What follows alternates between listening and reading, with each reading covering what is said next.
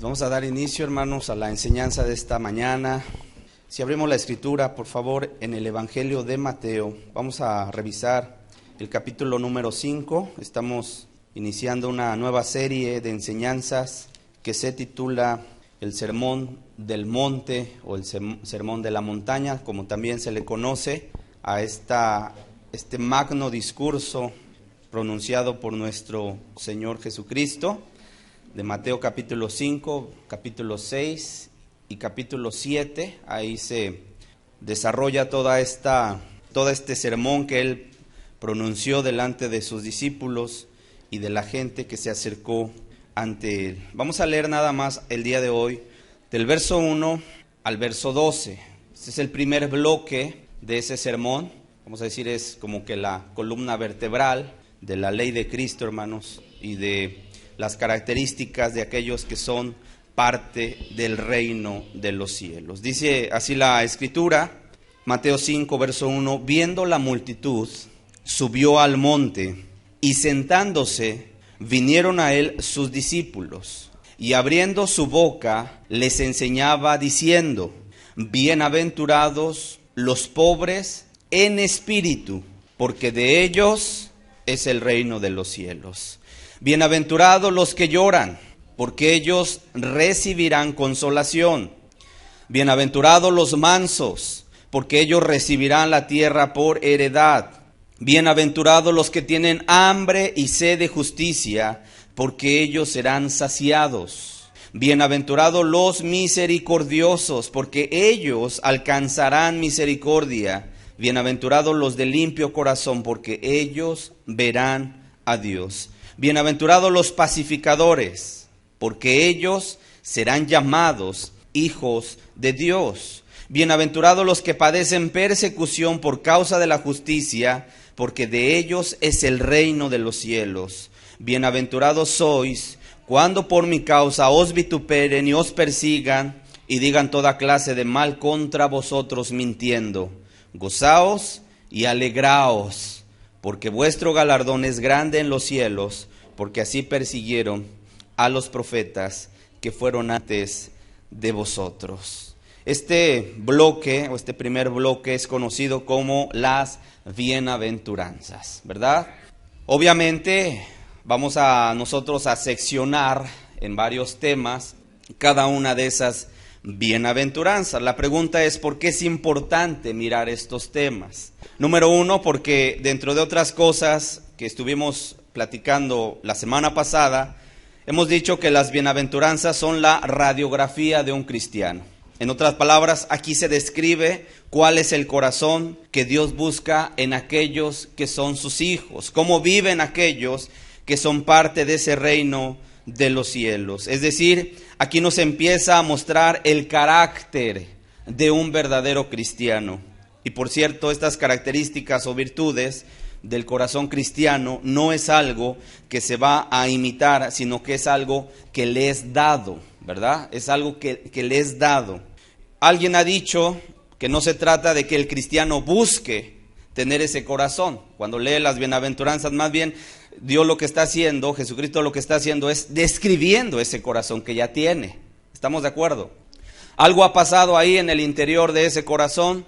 Si recordamos un poquito las enseñanzas de algunos meses atrás, cuando estuvimos hablando acerca justamente también del corazón del hombre, ¿verdad? En esa serie que pudimos compartir, estuvimos viendo cómo la Biblia describe el corazón del hombre sin Dios como un corazón engañoso, un corazón perverso, un corazón codicioso, un corazón duro, endurecido, ¿verdad? Ahí como una piedra, como un diamante. Y de alguna manera, cuando viene Dios y hace una obra redentora, Él que hace, transforma, Él cambia.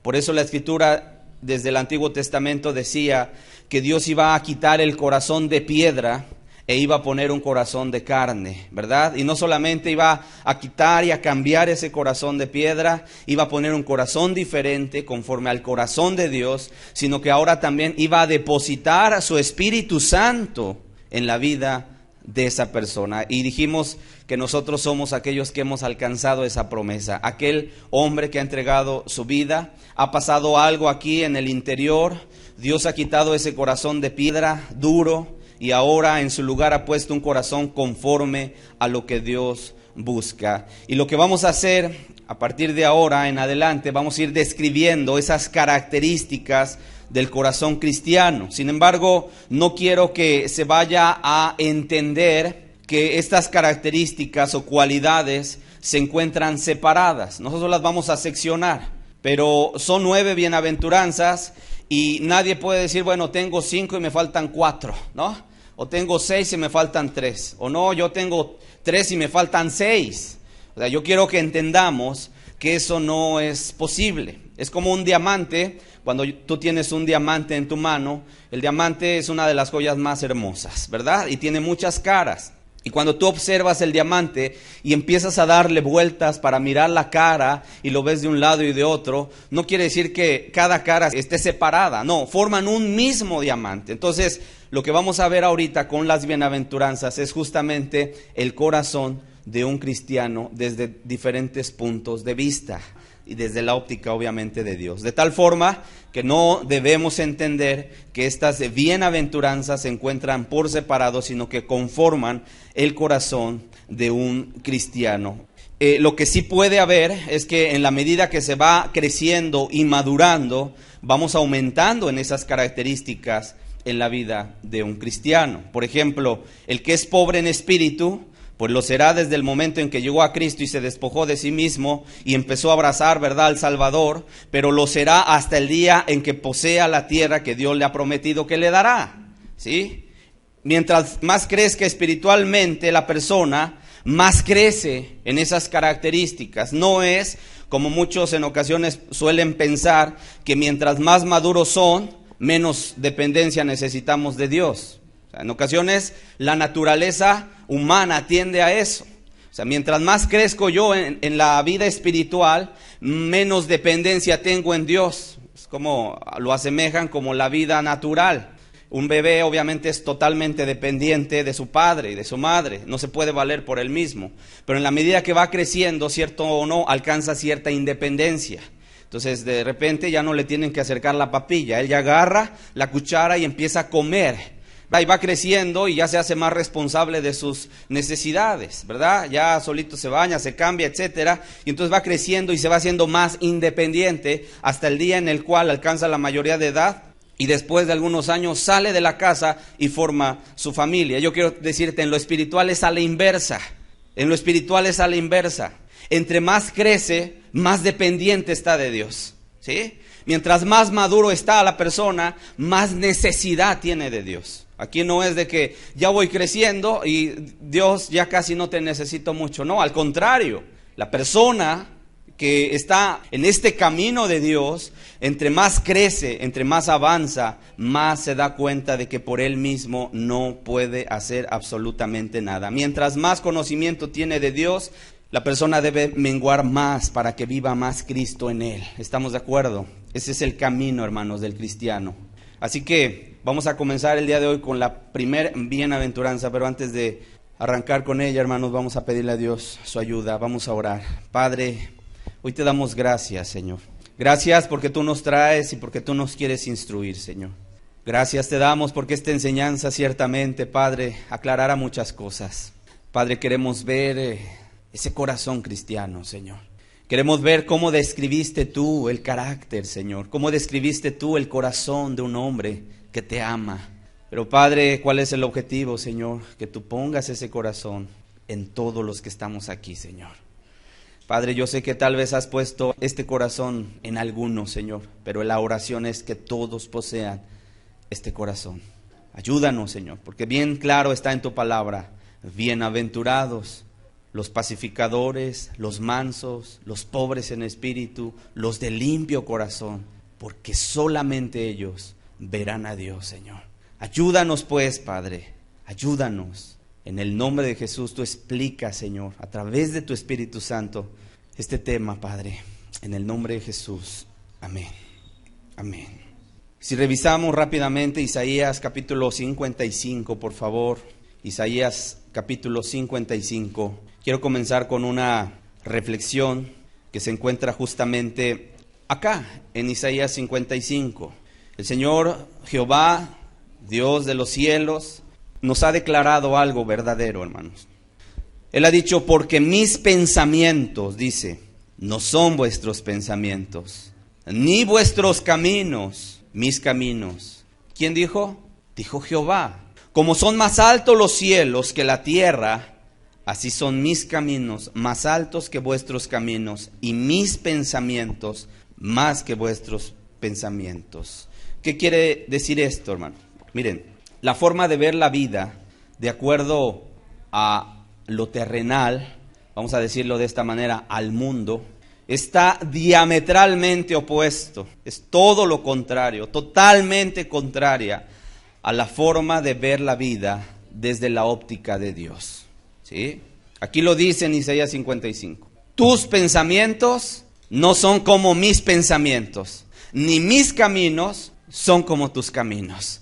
O sea, hay una diferencia enorme. Dice, así como está la distancia de la tierra al cielo, así diametralmente hay una postura incluso contraria. La forma de ver la vida de una manera terrenal o de acuerdo al mundo está contraria totalmente a la forma de ver la vida desde la óptica de Dios. Y es justamente lo que vamos a ver con este tema. Y espero que los presentes que buscan a Dios, estamos en este lugar, comiencen a mirar la vida desde la perspectiva de Dios y no ya más bajo la lupa del mundo.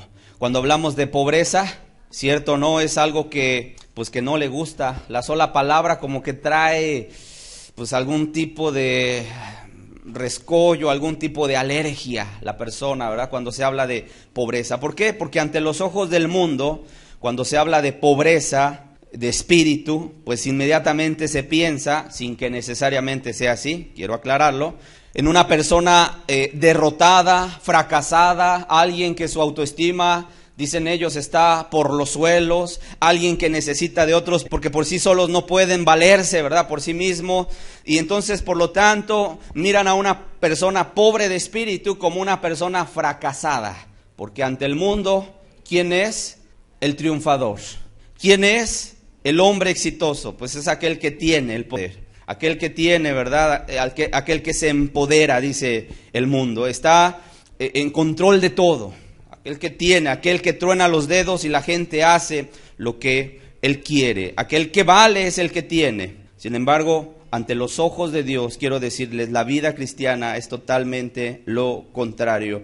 Ante los ojos de Dios se deja ver la bienaventuranza justamente aquellos que son pobres de espíritu. Mateo capítulo 5, vamos a leer ahora solamente el versículo número 3. Vamos a entrar en materia.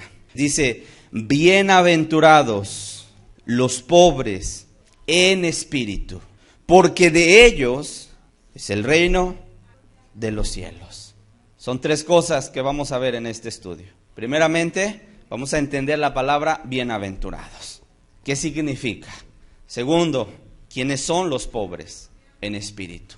¿Qué significa? ¿En qué consiste la pobreza en espíritu? Y también, ¿por qué son bienaventurados, verdad? Aquellos que tienen este corazón. Mira, la palabra bienaventurado se traduce de la palabra griega makarios, que significa dichoso, feliz, afortunado, bendecido, pero en su grado superlativo. En otras palabras, muy dichoso, felicísimo, muy afortunado, supremamente bendecido. Eso es lo que significa. Entonces, cuando la palabra se traduce de makarios, de bienaventurado, quiere decir muy afortunado. Una persona muy feliz, felicísimo, supremamente bendecido. En otras palabras, no es cualquier clase de felicidad o de dicha, sino es una felicidad inmensa. ¿Ok? Eso es lo que significa la palabra bienaventurado. Ahora la pregunta es, ¿quiénes son los bienaventurados? Dice el verso 3, bienaventurados los pobres en espíritu. ¿Ok? Y aquí vámonos otra vez al original griego, hermano. La palabra pobre es la palabra griega tokos, que significa mendigo. Significa mendigo. En otras palabras, nos habla de una pobreza tal que cae en la mendicidad. Y yo creo que todos conocemos un mendigo, hermanos, una persona que no tiene nada, una persona que no tiene nadie, ¿verdad? Es un pobre absoluta y completamente en todo sentido. Su única posesión son unos cartones que anda jalando, ¿verdad? Para donde quiera que él va. Pero quiero decirte, ¿verdad?, que esta persona, un mendigo, no tiene nada, absolutamente nada. Sin embargo, también esta palabra hace referencia a un imposibilitado. Imagínate, un mendigo imposibilitado, es decir, una persona que está lisiada, que no puede ni siquiera ir a pedir ayuda, sino que desde el lugar en donde él está postrado, espera que alguien se apiade de él para extenderle la mano, extenderle la ayuda. Y ayudar a ese pobre hombre. Depende totalmente de que alguien le acerque el pan, que le acerque el agua para que pueda seguir viviendo. De lo contrario, morirá. ¿Estamos claros qué significa esto? Ahora, esta es la verdad que nos transmite esta palabra tokos en griego. Sin embargo, el pobre de la bienaventuranza dice, bienaventurados los pobres en espíritu. En otras palabras, no se trata de una pobreza material. No se refiere la Escritura, ¿verdad?, a pobreza económica, sino a una pobreza espiritual. Esto es algo muy diferente. Se trata más bien de la condición del corazón. Puede haber una persona rica, materialmente hablando, que tiene posición económica, pero puede ser un pobre en espíritu. ¿Me entiendes? Pero puede haber un pobre económicamente hablando, que no tiene nada de pobreza espiritual. O sea que la pobreza en espíritu no tiene que ver con cuestiones materiales, es a lo que me refiero, sino tiene que ver a una condición de corazón, ¿verdad? En ocasiones la gente cuando habla la Escritura, por ejemplo, de humildad, dice la gente, es que yo soy muy humilde porque mira, vivo en una casita muy sencilla, una casita modesta. Bueno, no, la humildad bíblica no se refiere a eso, a una escasez económica, sino se refiere a una condición de corazón. Y así lo debemos de entender. La pobreza en espíritu es la condición de un hombre en su corazón. ¿Sí vamos claros? Ok. ¿Qué significa, por lo tanto, ser pobre en espíritu? Teniendo nosotros ya la descripción de alguien que obviamente cae en el grado de mendicidad, pues ya vamos entendiendo entonces a qué se refiere. Se refiere a una persona que no puede valerse por sí misma, es una persona, ¿verdad?, que depende de Dios, es una persona que recurre a Dios constantemente y depende completa y absolutamente de Él, que si no Dios abre su mano para darnos bendición, nosotros desfalleceríamos. Se refiere, ¿verdad? Y yo creo que por algo la Escritura, el mismo Señor Jesucristo puso como encabezado esta primer característica. O sea, ¿cómo comienzan las bienaventuranzas? ¿Cómo comienza el Sermón del Monte? Con la bienaventuranza. Dice, bienaventurados los pobres en espíritu. En otras palabras, vamos a decir, esta es la gran verdad que el Señor Jesucristo en este momento está describiendo. Porque si tú te das cuenta, cuando dice bienaventurados los que lloran, bueno, se entiende que una persona que vive en pobreza espiritual, pues va a llorar, va a ser manso, será humilde, será pacificador, su corazón será limpio. Por eso encabeza la lista la pobreza espiritual, porque esta es la base del corazón cristiano. Es la base, hermanos, del corazón cristiano. Vamos al Salmo capítulo 123, por favor, versículo 2. A mí me deja la Escritura una imagen muy impresionante. Salmo 123, verso 2. Dice, he aquí, como los ojos de los siervos miran a la mano de sus señores, y como los ojos de la sierva a la mano de su señora, así nuestros ojos miran a Jehová nuestro Dios, hasta que tenga misericordia de nosotros. ¿Qué imagen nos deja la Escritura? Nos está diciendo aquí, así como los ojos de los siervos, o en la figura del mendigo, del que está ahí postrado, del que está ahí lisiado, del que no puede valerse por él mismo. Llega una persona y se para delante de él. ¿Qué hace? A un mendigo no le debes de enseñar a pedir, ¿verdad? Sino que él inmediatamente como que se pone en la expectativa. Este me va a dar porque alguien se acercó a él, ¿verdad? Y está atento a la mano porque está mirando que a lo mejor va a sacar algo. Y ahí está atento. Dice, como los ojos de los siervos miran a la mano de sus señores y como los ojos de la sierva a la mano de su señora, así nuestros ojos miran a Jehová nuestro Dios. Desde ahí te empieza a describir la pobreza de espíritu. Alguien que espera que la mano de Dios se extienda y se abra para poder tomar lo que nosotros necesitamos. Ese es un pobre, hermanos, de espíritu.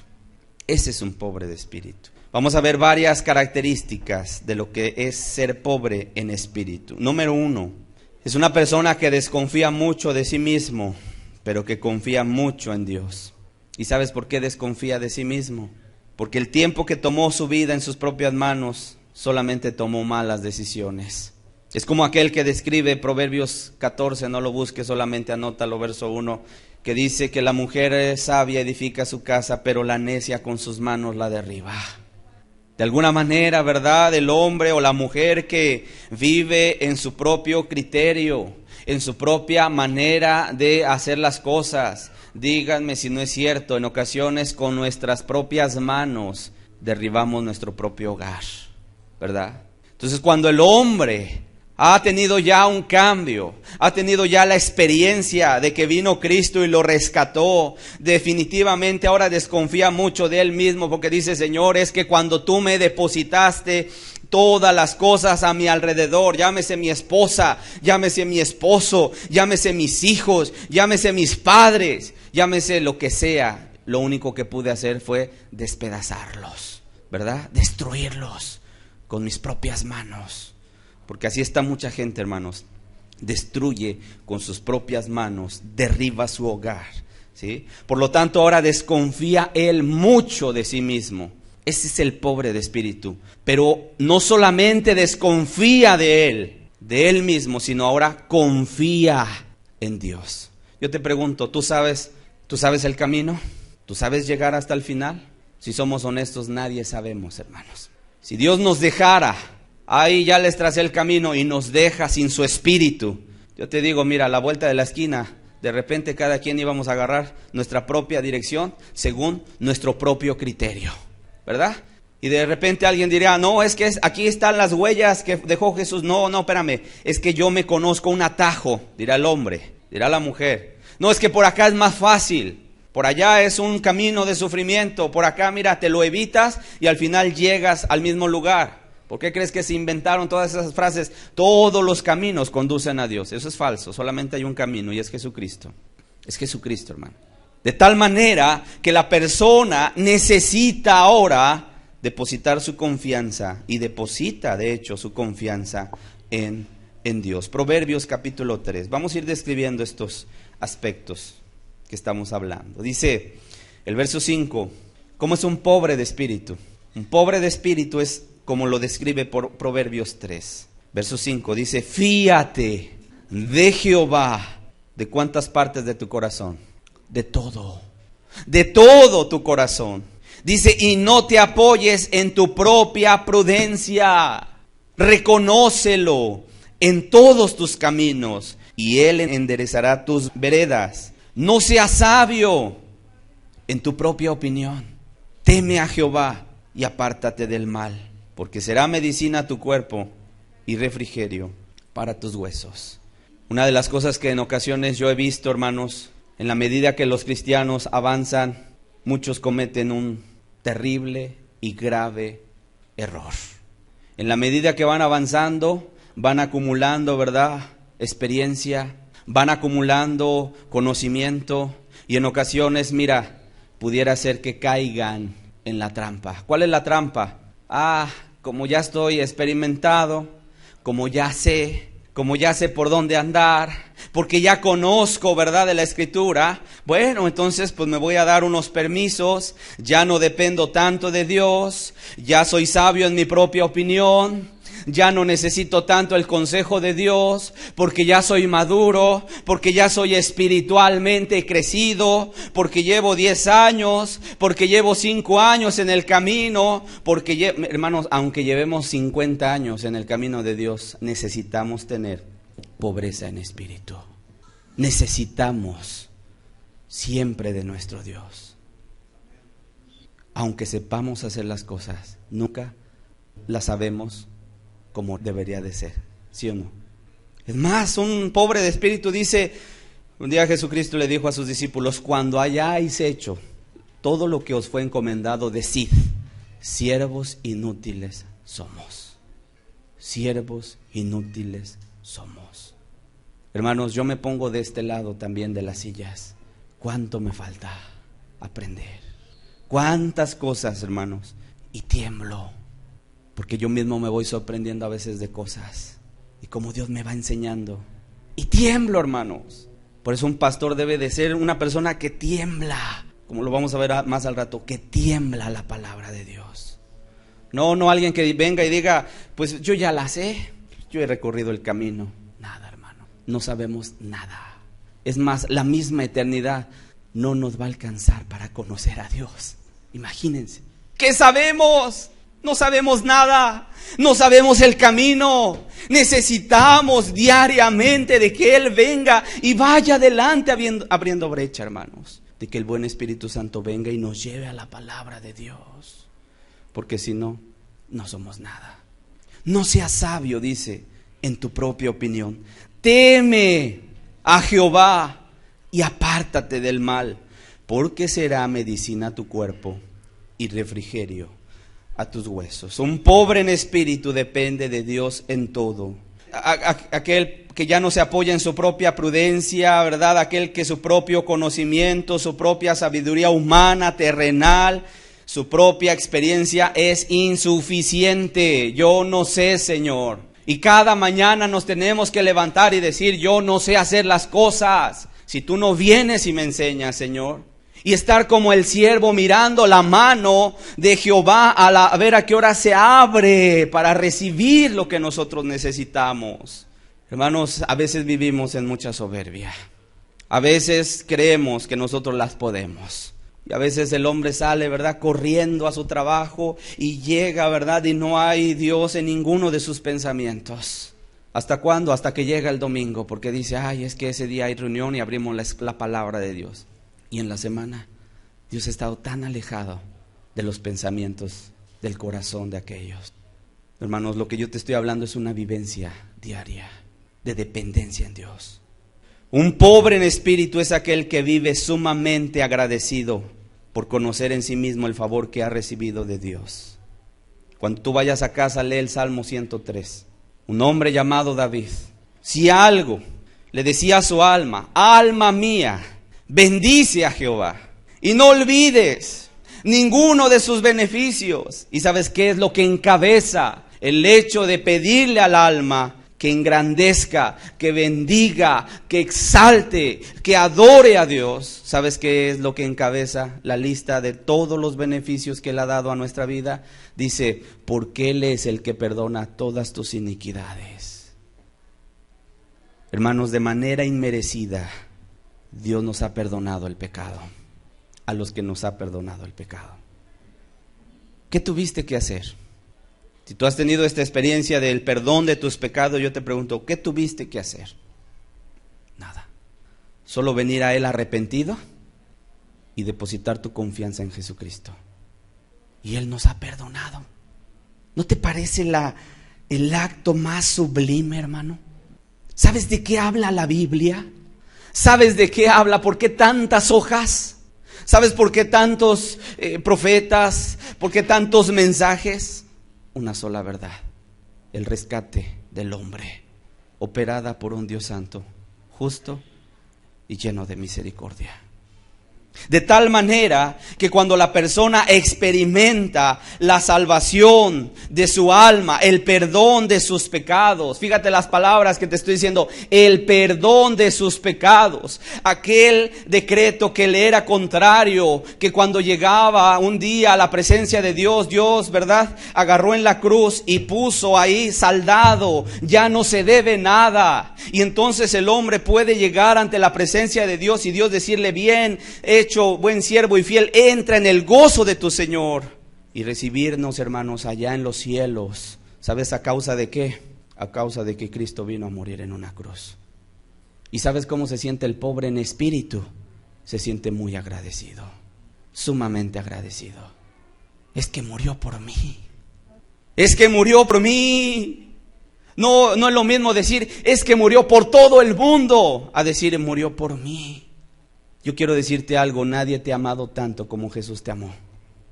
Juan 3:16, si fuera solamente el único versículo que se quedara de las escrituras, ¿verdad? Porque las Biblias fueran quitadas del mundo, de los hogares, y solamente nos quedara Juan 3:16, nos demuestra el amor tan grande de Dios por cada uno de nosotros. Qué hermoso es. ¿Qué dice Juan 3:16?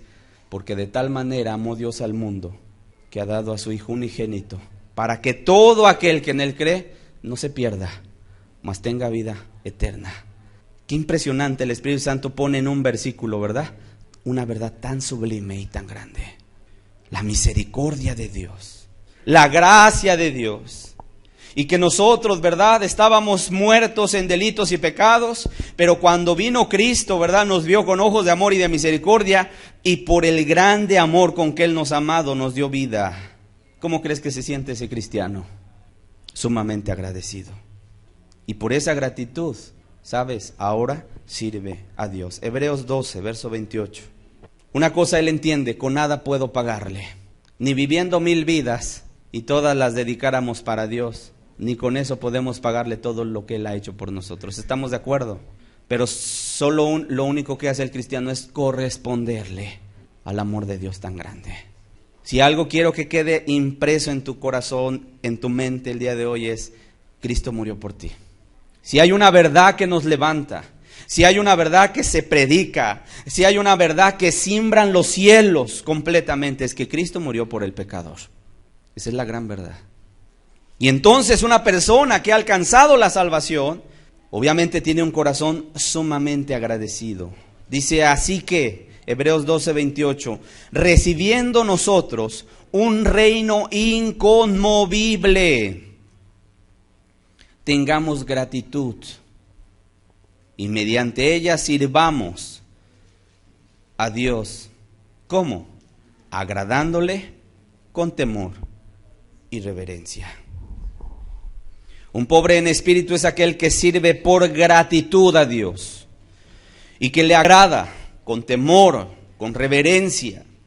No es aquel que le sirve con malas caras, malos modos, cara de desagrado, cara de que no quiere hacer las cosas, ¿verdad? Sino alguien que se esmera, que se esfuerza en hacer las cosas que Dios le está pidiendo. En otras palabras, son las personas que dicen, sí, Señor.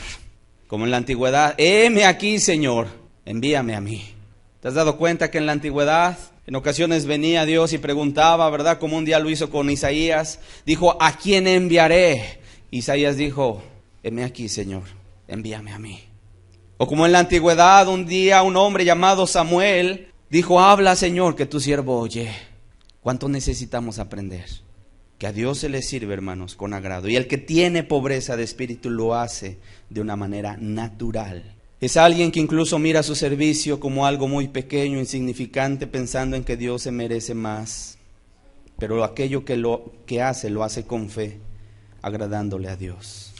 Un pobre en espíritu, como desconfía mucho de sí mismo, será aquel que dependa de Dios en todo, por lo cual busca mucho a Dios a través de la oración.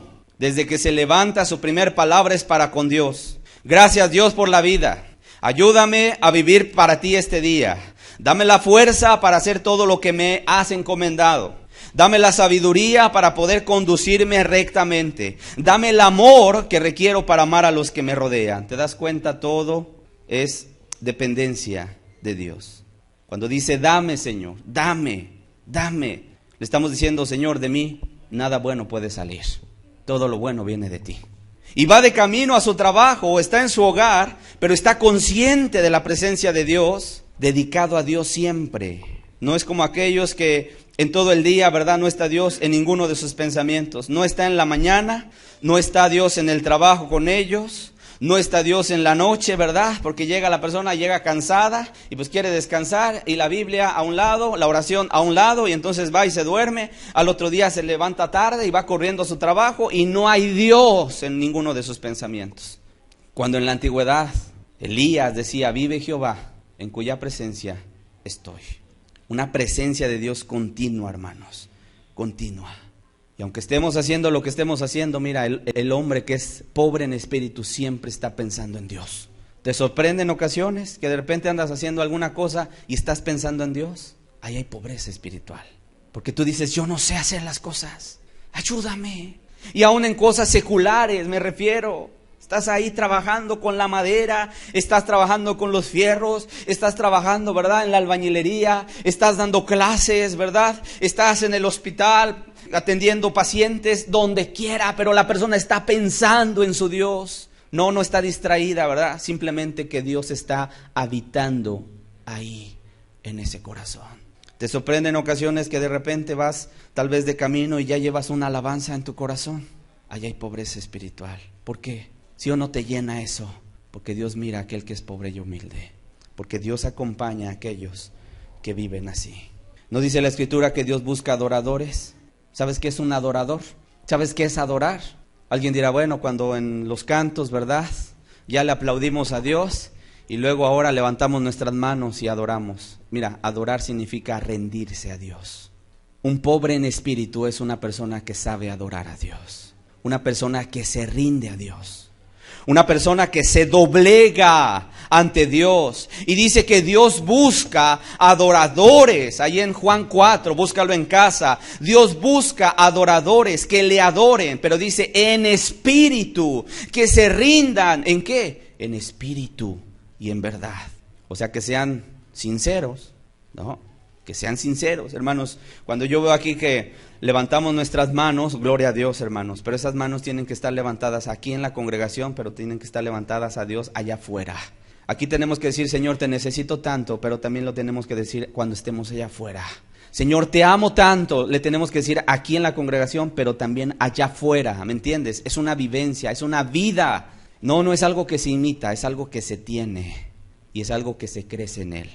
El pobre en espíritu son aquellos que se sienten como que les falta algo cuando no han venido a Cristo. En algún momento te has levantado rápido y vámonos corriendo, ¿verdad? Y de repente sientes un hueco acá en tu corazón porque sabes que no estuviste en la presencia de Dios. Ahí tienes que buscar a Dios, porque el pobre de espíritu una cosa entiende. Juan 15, verso 5, la parte final dice: porque separados de mí nada podéis hacer. Nada podemos hacer, hermanos. Y así se siente el pobre en espíritu. Si tantito Jesús se aparta, unos milímetros, si Jesús da un paso y ya nos sentimos su calorcito, ¿verdad? El pobre en espíritu dice: Señor, como un día dijo Moisés: si tú no vas delante de mí, no nos saques de este lugar. Señor, tú ve delante de mí. Tú ve delante de mí, Señor. Así se siente el pobre en espíritu, como un inválido, como alguien que no puede avanzar, que no puede caminar a menos que Jesús venga y lo tome en sus brazos para llevarlo y le ayude. En otras palabras, no es como aquel que siente que por él mismo puede hacer las cosas, aunque no busque el favor de Dios, aunque no venga y doble sus rodillas ante él para pedir su ayuda, sino que dice: yo ya sé hacer las cosas, yo tengo mucha experiencia, yo ya estoy maduro, yo ya sé cómo se hacen las cosas. No, hermanos, nadie sabe. Nadie sabemos cómo hacer las cosas. Ahí no hay pobreza de espíritu. Ahí hay una persona engreída que piensa que por su propia fuerza se pueden hacer las cosas. Hermanos, y si tú eres cristiano, a ti te debe gustar orar mucho. La oración no debe de ser vista como una carga, sino como un privilegio. Es mi momento de estar a solas con mi Dios. Sí, cierto, en el día, ¿verdad? La mujer anda barriendo, anda lavando trastes. El hombre está en el taller, está en el trabajo y está trabajando y está sudando, ¿verdad? Pero está Dios ahí en los pensamientos. Pero sí, cierto, llega el momento en que cuelga los cepillos, cuelga el mandil, cuelga la escoba, cuelga todos los utensilios. Y entonces va y se mete a estar a solas con Él. Qué hermoso estar en la presencia de Dios, hermanos. Qué hermoso. No hay nada que se le iguale. Cuando estamos en la presencia de Dios, nos estamos alimentando de Él. Nos estamos alimentando de Él. Por eso el hecho de decir, hermanos, por favor oren, pues 1 hora. No, hermanos. Alguien dirá, no, hermano, media hora. No se puede 20 minutos. Estamos hablando de una vida que depende de Dios, que lo busca, que anhela, como el siervo, dice la Escritura, brama por las corrientes, buscando las aguas. El siervo, ese animalito que anda allá por los montes y anda bramando, buscando el agua para beberla porque tiene sed. Así anda el cristiano buscando a Dios para poder saciar su sed, para poder saciar su sed. Aquellos que no les gusta pasar mucho tiempo en la presencia de Dios porque viven su vida apresurada, yo te digo, te estás perdiendo de una bendición muy grande. Aquellos que andan tal vez trabajando aquí, trabajando allá, es necesario el trabajo, claro que sí, yo no estoy diciendo que no. Pero aquellos que se dedican solamente, ¿verdad?, a las cuestiones seculares, pero no dedican tiempo para orar, eso nos demuestra que no hay dependencia en Dios. Nos demuestra que no hay necesidad de Él, que no te necesito, Dios. Esos no tienen hambre y sed de Dios. Esos están saciados con su propio pan. Por lo tanto, un pobre en espíritu es una persona humilde. Humildad, pobreza. Señor, no tengo nada si tú no extiendes tu mano. Señor, no soy nada si no vienes tú y me revistes de ti, Señor.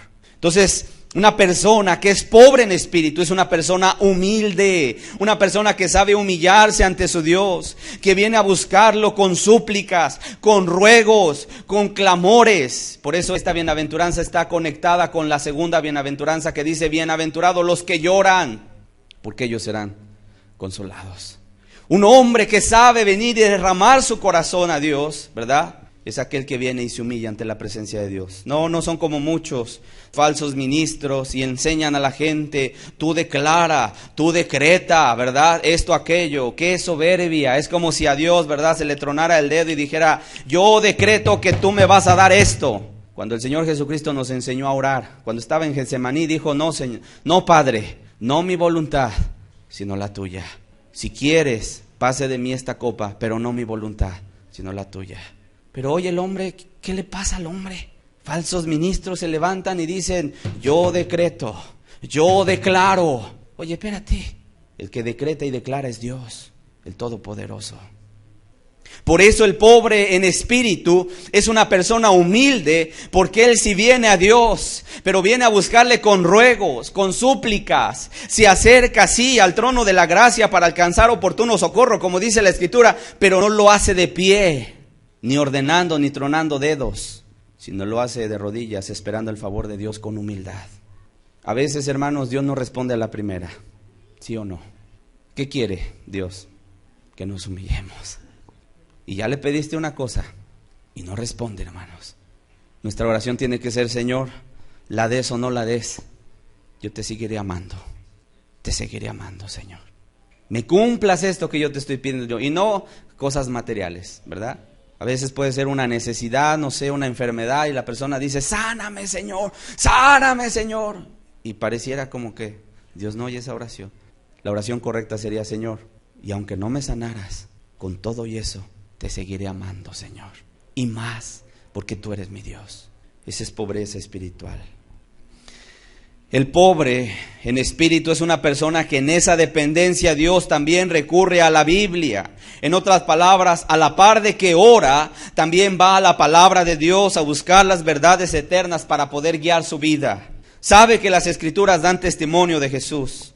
Y como quiere conocerle, como quiere hacer su voluntad, como quiere obedecerlo, va a las Escrituras a buscar dirección. El pobre de espíritu sabe que la Biblia es su pan diario, es su agua viva con la cual sacia su sed espiritual. Amén. Ok. Fíjate cuántas características acabamos de ver ahorita. Gratitud, un hombre que desconfía de él mismo, pero que confía mucho en Dios, o sea, es un hombre de fe. Un hombre que está sumamente agradecido por el favor que Dios le ha dado inmerecidamente, el perdón de sus pecados. Nada más con ese solo hecho, hermanos, si Dios ya no nos diera más, con eso estamos plenos y satisfechos. Nada más con el hecho de que borró de los cielos el expediente que nos estaba condenando, ¿verdad? y que cuando lleguemos delante de Él nos va a dar entrada a su reino precioso de su amado Hijo Jesucristo. Con eso estamos plenos, hermano, ¿verdad? Con eso ya, con eso. Pero no solamente eso es la pobreza, sino también una dependencia, una persona que sabe orar, una persona que sabe estar en la presencia de Dios, pero también una persona que sabe estar en la palabra y recurre a la Biblia. ¿Para qué? Para alimentarse. Así que el cristiano tiene un libro, la palabra de Dios, y la trae no solamente debajo de su brazo, la trae aquí, en sus pensamientos y en su corazón. Dejemos que sea la Biblia, hermanos, la que venga a alimentar nuestra vida. Ok, la parte tercera, ¿por qué son bienaventurados? Ya describimos qué significa la palabra bienaventurados, dichosos o muy dichosos, felices, felicísimos, muy afortunados, supremamente bendecidos. Ya describimos algunas características de esa pobreza en espíritu. Ahora la pregunta es, ¿por qué son bienaventurados? ¿Por qué son dichosos? ¿Por qué son afortunados? ¿Por qué son benditos? Dice la Escritura, Mateo 5, verso 3, porque de ellos es el reino de los cielos. Porque de ellos es el reino de los cielos. Cuando yo veo las otras bienaventuranzas, la mayoría está en futuro, ¿sí? Por ejemplo, dice, bienaventurados los de limpio corazón, porque ellos verán a Dios. Bienaventurados los mansos, porque ellos poseerán la tierra por heredad. Poseerán, recibirán, verán, serán, alcanzarán. Y nos habla, obviamente, de todo lo que Dios nos ha prometido, hermano. Pero cuando yo veo la bienaventuranza de la pobreza en espíritu, dice, bienaventurados los pobres en espíritu, porque de ellos es, no dice será. Fíjate, nos habla de un presente. De ellos es ya, ¿qué cosa? El reino de los cielos. Por eso el Señor Jesucristo, cuando llegó un día Nicodemo a visitarlo de noche, llegó y le dijo, maestro, sabemos que vienes de Dios. Nadie puede hacer las señales que tú haces si no está Dios con él. Señor, de verdad que reconocemos, ¿verdad? Que vienes de allá arriba, vienes de lo alto. Y Jesús dijo, Nicodemo, es necesario nacer de nuevo. No te equivoques, Nicodemo. Es necesario, necesario. Es una condición necesaria. ¿Qué cosa? Nacer de nuevo. Dice, para entrar al reino de los cielos. Número 1, y también le dijo, para poder ver el reino de los cielos. O sea, una persona, hermanos, que es bienaventurada es una persona que está en el reino de los cielos, que es el reino de Jesucristo, ¿sí? Y que puede ver. El que está entendido de estas cosas, el que ha tenido este cambio en su vida, que Dios le ha perdonado, Dios lo ha levantado, Dios le ha transformado, Dios le ha perdonado su pecado, que espero no son pocos, ¿verdad?, los que están aquí, sino son la mayoría de los que estamos aquí, que hemos alcanzado la bendición de Dios. Seguramente al escuchar esto dices, amén. ¿Por qué? Porque estás mirando el reino de los cielos. ¿Qué se necesita? Obviamente, el nuevo nacimiento. ¿Por qué son bienaventurados? Porque de ellos, y solamente de ellos, es el reino de los cielos. Qué curioso que no dice aquí, bienaventurados, ¿verdad? Los que saben la Biblia de pasta a pasta, los que conocen, ¿verdad?, tal credo, los que realmente se conocen versículos así, aquí y allá, los que tienen este dogma, los que tienen esta forma de ver el cristianismo. Dice, bienaventurados los pobres en espíritu, los que necesitan día con día depender de Dios. ¿Por qué son bienaventurados? Porque de ellos es el reino de los cielos. Isaías 66, verso 2. Isaías 66, versículo 2. Dice la Escritura, mi mano hizo todas estas cosas, y así todas estas cosas fueron formadas, dice Jehová. Pero miraré a aquel que es pobre y humilde de espíritu, y que tiembla a mi palabra. Este texto de verdad es uno de los textos más estremecedores. El Dios omnipotente que creó el mundo, que no tiene necesidad de ti y de mí. ¿Estás de acuerdo? Él es Dios con nosotros y sin nosotros. Él no se beneficia de nosotros si apostatáramos, si le diéramos la espalda. Si el día de mañana dijéramos, ¿saben qué? Vamos a hacer un decreto y toda la humanidad le va a dar la espalda a Dios. y ya nadie va a buscar ni va a invocar su nombre, yo te digo una cosa, ni una milésima de la persona de Dios le restaríamos. Pero si por el contrario dijéramos, todo mundo vamos a buscar a Dios, y todos le vamos a exaltar, y todos le vamos a alabar, y todo mundo, no va a haber un solo hombre que no alabe a Dios, no lo hacemos más Dios. Él es Dios con nosotros o sin nosotros. Los que somos beneficiados al acercarnos a Dios somos nosotros, los seres humanos. ¿Está claro este punto? Ok. Entonces aquí dice, mi mano hizo todas estas cosas. O sea, Él es Dios grande, Él es Dios sabio, Él es Dios todopoderoso. Así todas estas cosas fueron, dice Jehová. Y ese pero es el que cambia siempre todo, hermanos. Aunque es un Dios grande, aunque es un Dios excelso, aunque es un Dios maravilloso, aunque es un Dios todopoderoso, dice, pero miraré a aquel que es pobre y humilde de espíritu y que tiembla mi palabra. Porque es grandioso, hermanos, este versículo. Porque sí o no, mientras más poder el hombre tiene, más, en ocasiones, ¿verdad?, la gente se hace más indigna ante sus ojos. O me estoy refiriendo, ¿verdad? Mientras el hombre va escalando, ¿verdad?, y va alcanzando posición de poder, va alcanzando, ¿verdad?, de repente ya llegó a cierto puesto, gerente, no sé, de una gran empresa, presidente de una gran nación, y de repente voltea y desconoce incluso a la gente que convivió con ellos, ¿no? ¿Qué decimos? Se le subió, se le subió. Se siente mucho, el poder lo transformó, ha cambiado. Y entonces la gente empieza a mirar a su prójimo, ¿verdad?, por debajo del hombro, como diciéndonos, tú no eres digno de que yo te mire. Pero el Dios de los cielos, el creador del universo, el que arriba de Él ya no hay nadie, porque Él es el más grande de todos los seres. Él se voltea a mirar, ¿a quiénes? A los que son pobres en espíritu, a los humildes. Y no solamente dice eso, dice, al que tiembla a mi palabra. Miraré. Y ese miraré, pues hermanos, con que te voltea a mirar. Oye, hermano, yo leo la escritura y en una ocasión dice uno de los evangelios que estaba un pobre ahí mendigando, un ciego llamado Bartimeo, a las afueras del camino de la ciudad de Jericó. Y estaba pidiendo ayuda, misericordia, extendía la mano.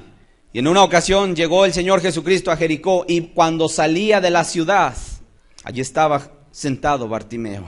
Y cuando escuchó el murmullo preguntó, ¿qué es esto? Y le dijeron, es Jesús que pasa por aquí.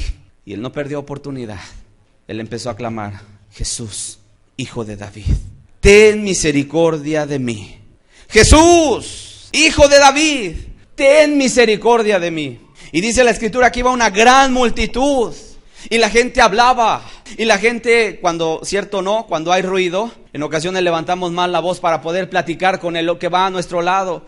Ya te puedes imaginar Jesús ahí caminando y el murmullo, el ruido alrededor. Y entonces este hombre, Jesús, Hijo de David, ten misericordia de mí. Y dice que la gente le decía, cállate, ¿por qué gritas? Él va ocupado, él va a hacer otras diligencias, él no tiene tiempo de atender. Un ciego, un mendigo tirado acá a la orilla del camino. Y dice que llegó un momento en el cual Jesús iba caminando y se detuvo. Fíjate, escuchó qué cosa, el clamor de aquel hombre. Y dijo, ¿quién me busca? Es un pobre ciego, tráiganmelo. Y fueron por el ciego y le dijeron, te habla, te manda a traer. Y se levanta el ciego, ¿verdad? Apresuradamente aventó la capa, era lo único que él tenía. Como diciendo, no vaya a ser que me tropiece con la capa, ¿verdad? La arroja y entonces lo llevan de la mano ante la presencia de Jesucristo. Y le dijo, ¿qué quieres que te haga? Y este ciego dijo, Señor, que recobre la vista. ¿Sabes por qué? Porque él quería ver a aquel que estaba enfrente. Quiero verte, Señor. Ese es un pobre, hermanos. Aquel que le clama a Dios. Y aquel que sabe clamarle a Dios. Y aquel que confía en que Dios se va a detener y va a voltear. Dice aquí la escritura, miraré a aquel que es pobre y humilde. ¿Quieres que Dios te mire? Tienes que vivir en pobreza espiritual. Señor, no tengo nada. Es más, no soy nada. Sin ti no soy nada, Señor. Pero así como el siervo mira la mano de su amo, Señor, yo estoy mirando tu mano que se extienda para poder agarrarme de ella. Qué tremendo, hermanos. Y qué pasaje tan más estremecedor nos deja la Escritura. Miraré. En otras palabras, Dios pone sus ojos, hermanos, en nosotros. ¿Quién eres tú y quién soy yo? Para que Dios, el santo, santo, santo de allá de los cielos, se voltee a mirarnos. ¿Quiénes somos? ¿Quiénes somos, hermanos? Para que sus ojos los ponga en nosotros y nos mire con ojos de misericordia. Y te digo una verdad, tu nombre es pronunciado allá en los cielos. Dios dice, mira Dios, María, ayúdala. Cuando está el pobre ahí orando, ¿verdad? En su recámara y tal vez está angustiada la persona y está viniendo tanta opresión a su vida por diferentes circunstancias, adversidades, y viene ahí, ¿verdad? A querer sangolotearla y está la persona, hombre o mujer, derramando su corazón. ¿Sabes? Allá en los cielos hay alguien que está orando, intercediendo por nosotros. ¿Sabes quién es? Aquí en la tierra está el Espíritu Santo y allá en los cielos, ¿sabes quién es? Jesucristo. Y dice, Padre, mira a María, mira a Juan, mira a Pedro, y le pone tu nombre. Y se oye allá en los cielos tu nombre y a Jesús intercediendo. Ten misericordia de él, Señor. Y Jesús enseña las señales que él lleva en sus manos. Yo morí por él, Padre. Qué tremendo, hermanos. Qué tremendo. En otras palabras, el pobre de espíritu tiene una promesa no para el futuro, para el presente. Por eso son dichosos, ¿sí o no? Por eso son afortunados. Oye, ¿no te parece la mayor dicha que el Dios de los cielos nos vea? ¿Esté ahí con nosotros? Uy, hermanos. En una ocasión un hombre predicaba del sacrificio de Jesús y predicaba, ¿verdad?, cómo Él murió en una cruz y cómo dio y derramó su sangre y cómo, ¿verdad?, ahí llegó y perdonó a través de eso su pecado, su maldad, y cómo ahora Dios, ¿verdad?, está esperando al hombre allá en los cielos para abrirle las puertas y recibirlo. Y dice que se paró un hombre de en medio de la multitud y dijo, sí, dice, todo eso es hermoso, pero ¿qué más tendremos? Sabes, ese hombre no entendió nada, porque lo más hermoso que tenemos es justamente a Jesús. Es lo que Él hizo por nosotros. Esta clase de gente, hermanos, los pobres en espíritu, son los que Dios ha redimido para que estén en el reino de los cielos. Entendemos pues que las bendiciones que Dios derrama no son en un futuro para el cristiano, sino son presentes. Sí, hay otras que van a esperar hasta que Él venga, nos llame a su presencia, nos cambie este cuerpo, ¿verdad? Nos dé un cuerpo glorificado y entonces sí, estemos delante de Él ya para siempre, por toda la eternidad. Que dice, los mansos heredarán la tierra. ¿Cuál tierra? El apóstol Juan un día dijo, estando en la isla de Patmos, le fue revelada todo el libro de Apocalipsis y al final de la revelación dice, y vi un cielo nuevo y una tierra nueva, que descendía, ¿verdad?, la ciudad santa, la nueva Jerusalén. Y sabes, ese es el reino de nuestro Cristo. ¿Y sabes quiénes van a estar ahí? Los pobres en espíritu. Y qué hermosa es la ciudad. Tan hermosa es la ciudad que ya no va a haber necesidad de sol, porque Dios está ahí y Él es luz. Ya no va a haber día ni noche. Ya no va a haber cansancio, ya no va a haber lágrimas, ya no va a haber de verdad enfermedad, ya no va a haber que, ay, me duele la espalda. No, ahí la gente va a estar adorando al Cordero de Dios que vive por los siglos de los siglos. Y ahí estaremos. Y ahí estará Pablo, ahí estará Pedro, y ahí estará Elías, Moisés, Daniel, Noé. Ahí estarán aquellos hombres de la antigüedad, allá estarán los cristianos del Coliseo. Ahí estarán todos los que nos antecedieron, hermanos. En la compañía de esos redimidos, ahí estaremos nosotros, los que son pobres en espíritu. Dios quiere, hermanos. Vamos a cerrar nuestros ojos. Qué hermoso es este sermón, el sermón del monte. Por algo Jesucristo comenzó con bienaventurados los pobres en espíritu. Amados hermanos, amigos, habiendo pobreza espiritual, todas las demás cosas Dios las va a dar. El soberbio Dios lo mira de lejos, pero Dios da gracia a los humildes. Y hoy ha quedado claro, no importa cuántos años ya hayas avanzado, no importa cuánta experiencia ya hayas acumulado, aquí no venimos a ver quién sabe más. Aquí venimos para humillarnos delante del Cordero y para decir: Señor, ven y reina por los siglos de los siglos en mi corazón. Señor, quiero más de ti. Y que hoy aprendamos, como un día aquel ciego, desechado por la gente, desechado por la sociedad, que la gente le decía: cállate, no te va a atender a ti, él tiene cosas más importantes que hacer. No, mira, el clamor de ese ciego que estaba mendigando, que era un pobre en espíritu, esa oración llegó a los oídos de nuestro Cristo, hermanos. Que hoy aprendas a humillarte delante de Dios. Oh Padre, a ti venimos, Señor. No somos nada sin ti, Señor. Tú eres grande, Señor. Tú estás en los cielos. Somos como unas partículas solamente que flotan en el aire. Sin ti no somos nada, pero teniéndote a ti lo tenemos todo, Señor. Y así como el siervo mira la mano de su amo, Señor, así hoy venimos hoy delante de ti. Extiende tu mano, Señor. Extiende tu mano de misericordia, Señor, porque queremos tomarnos de ella. Oh Jesús, precioso Jesús, nunca permita, Señor, que dejemos de estar en el polvo de la tierra. Nunca permita, Señor, que nos levantemos engreídos. Permítenos siempre vivir en pobreza espiritual.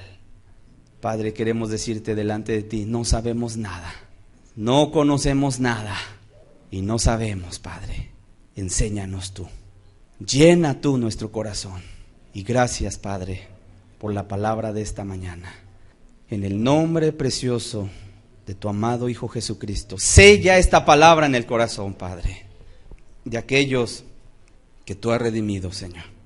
Y provoca, Señor, inquietud, ganas, anhelo de aquellos que todavía no han podido ver tu rostro.